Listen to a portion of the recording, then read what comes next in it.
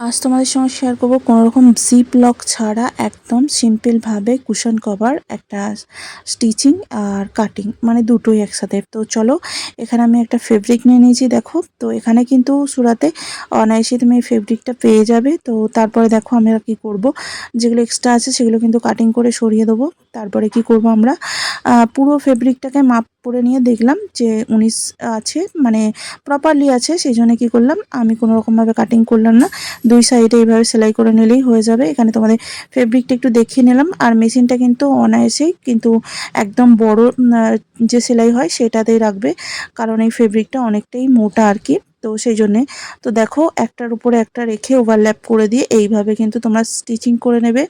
দুটো সাইড সুন্দর করে স্টিচিং করে নিলেই তৈরি হয়ে যাবে তোমাদের কুশন কভার। কোনো রকম জিপ লক ছাড়া একেবারে সিম্পল সাধারণভাবে তৈরি হয়ে যাবে। যখন তোমাদের মনে হবে যে এটা ওয়াশেবল, মানে ওয়াশ করতে চাও, তখন কিন্তু অনায়াসে এটা খুলে ওয়াশ করে নিতে পারবে।